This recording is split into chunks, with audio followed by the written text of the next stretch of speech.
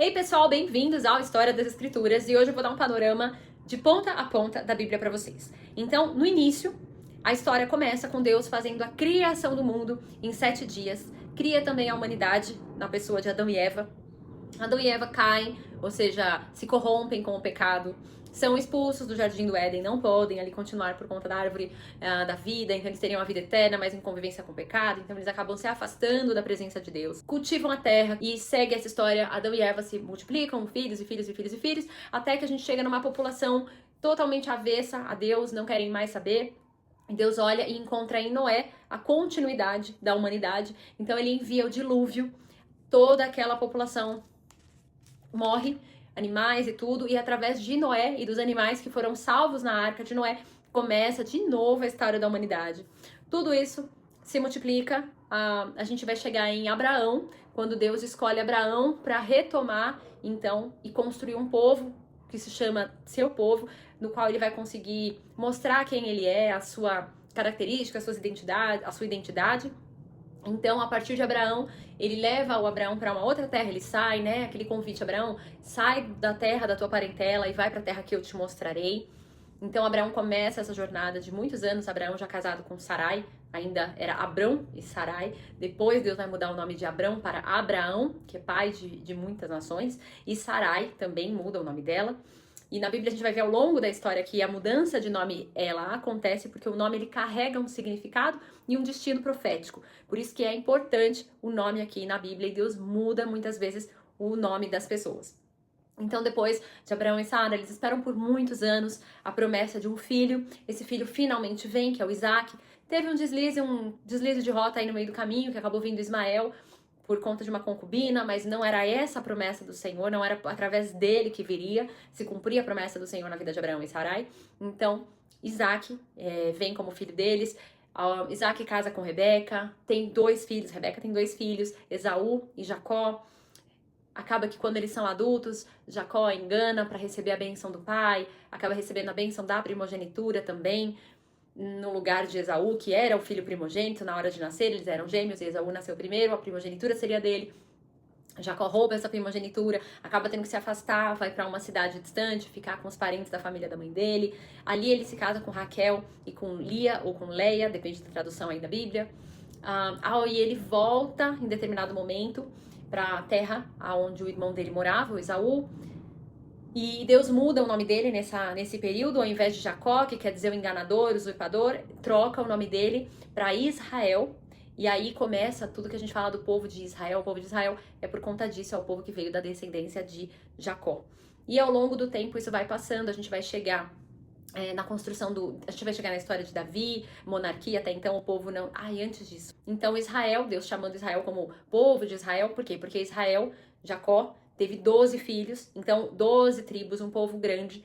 Um dos seus filhos, José, que era um filho de Raquel, quem Jacó muito amava, acaba que os irmãos da outra esposa e das concubinas tinham inveja dele, porque ele era muito amado pelo seu pai. Acabam, quando ele era moço, vendendo ele como escravo. Dizem pro pai que ele tinha morrido por ataque de feras no campo. E ele acaba vendido pro Egito. Algumas coisas sucedem e ele vai parar na presença do faraó, porque ele tinha sonhos e interpretava sonhos também, sonhos vindos do Senhor. Interpretou o sonho do faraó, foi parar como segunda pessoa mais importante do Egito. E houve uma seca naquele período, na terra toda, e os seus irmãos, assim como povos vizinhos ali do Egito, vinham até o Egito obter mantimentos, porque Deus tinha dado estratégia para José para ter mantimento para aquela estação que seria de seca. 3 anos e meio de fartura, 3 anos e meio de seca. E acontece que reencontra seus irmãos e traz toda a sua família para viver no Egito. Nesse período, passam-se muitos anos, troca de faraó, a população aumenta, eles não voltam para a terra, eles continuam na terra do Egito, a família dele. E o faraó se esquece da benfeitoria de José, se esquece de tudo que aconteceu, o novo faraó, e vê que a população israelita está muito grande, tem receio de que eles vão se rebelar e acaba dominando o Egito. Então, antes que isso acontecesse, ele domina o povo de Israel e escraviza o povo de Israel. E aí tem uma série de anos em que o povo está escravizado, sofrendo na mão de Faraó. Eis que Deus levanta um libertador, que é Moisés. Então, muitos de vocês conhecem a história de Moisés, que ele veio para libertar o povo. Quando surgiu a história do libertador, o faraó ficou com receio e manda matar todos os meninos que nascessem das hebreias, né? dos israelitas. Mas Joquebede, a mãe de José, esconde ele quando ele nasce.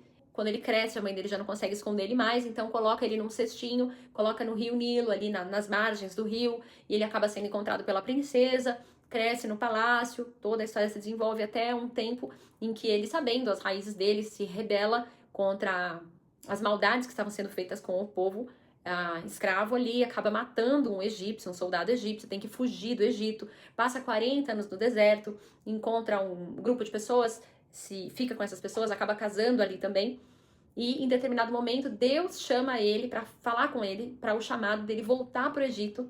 Deus aparece numa sarça ardente. Um episódio muito interessante que Deus diz para ele: Moisés, tire as sandálias dos seus pés, pois o solo em que pisa é santo.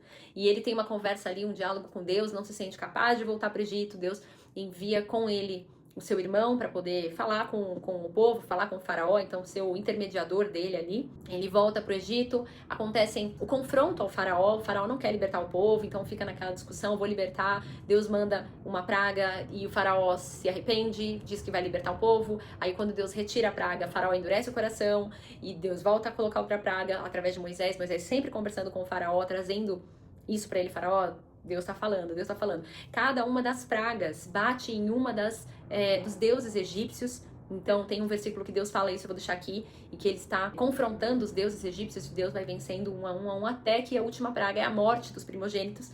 Então é instituída inclusive a primeira Páscoa, que é quando Deus orienta que um cordeiro sem mácula, sem mancha, um cordeiro perfeito, ia ser imolado, né? E o sangue dele passado no umbral das portas. Aqueles que fizessem isso, e também com ervas amargas, eles comeriam essa Páscoa para lembrar do tempo amargo que eles passaram no Egito. O fermento da casa não poderia estar na casa naquela celebração de Páscoa. Então, tem toda a forma como eles iam celebrar aquela Páscoa, aquela saída do Egito. E realmente, naquela noite, o anjo da morte passa e as casas que não tinham a pintura com sangue no umbral das portas, os seus primogênitos morreram, o primogênito do gado, todos os primogênitos morrem. Há um grande choro, uma comoção naquela noite. Então eles praticamente empurram os hebreus para fora do Egito, querem que eles vão embora mesmo. E eles fogem, passam, eles se trombam com o Mar Vermelho. Tem outra fala de Deus: por que vocês pararam, né? Eu não mandei que marchem. Então Moisés põe o cajado na água, o mar se abre, o povo atravessa.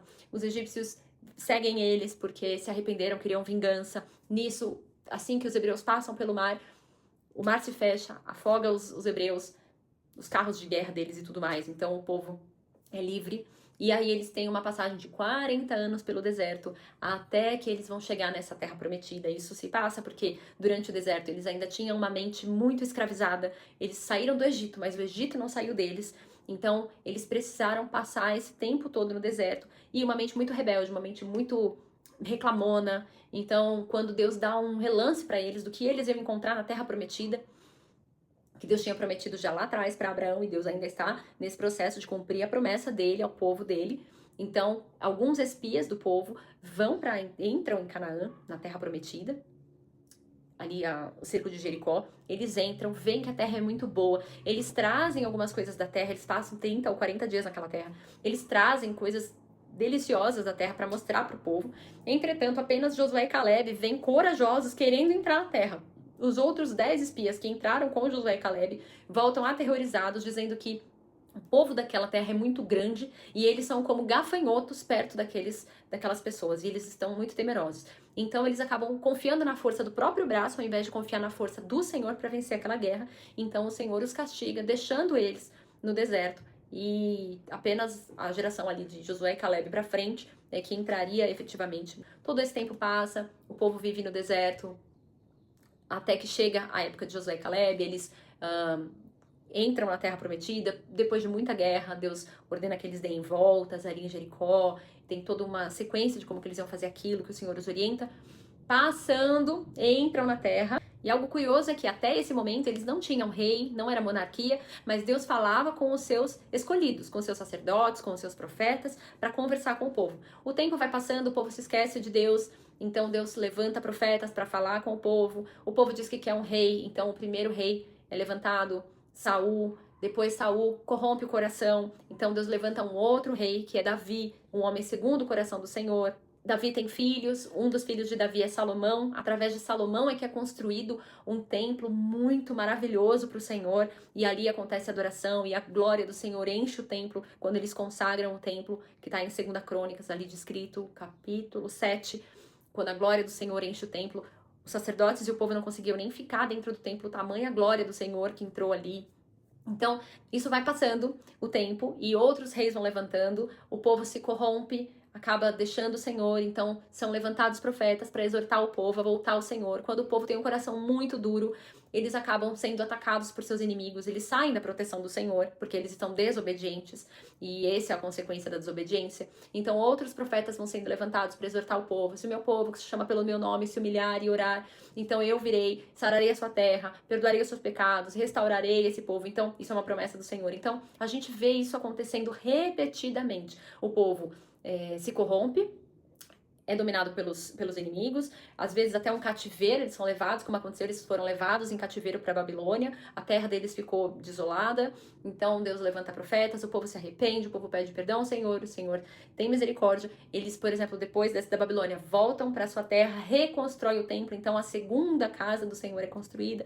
E esse processo vai acontecendo e outros profetas vão sendo levantados para exortar o povo de Deus. Em determinado momento, o povo de Deus também tem uma diferença entre si, aí a gente vai falar do reino do norte, o reino do sul, as tribos se dividem, então tem hora que algumas tribos estão diante do Senhor com o coração correto, as outras não, então a gente vai ter profetas profetizando para cada uma dessas tribos ou desses reinos que estão separados, e a gente vai assim no Velho Testamento até o profeta, um último profeta, e aí a gente tem, muitas bíblias trazem isso, uma página em branco entre o Velho Testamento e o Novo Testamento, que são os 400 anos em que Deus não falou com o seu povo.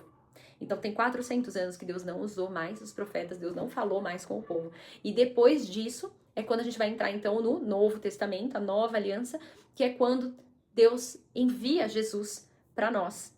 E aí a gente vai ler nos 4 evangelhos, Mateus, Marcos, Lucas e João, a história de Jesus vindo como Filho de Deus, nascendo de uma virgem, cumprindo as profecias que foram ditas ao longo de todo o Velho Testamento. Jesus cumpre cada uma das profecias, vive aqui na Terra, nos apresenta ao Pai, morre como crucificado, como já tinha sido anunciado que seria, ele ressuscita ao 3º dia, e quando ele volta aos céus, ele envia o Espírito Santo, então é o que a gente vai ver em Atos.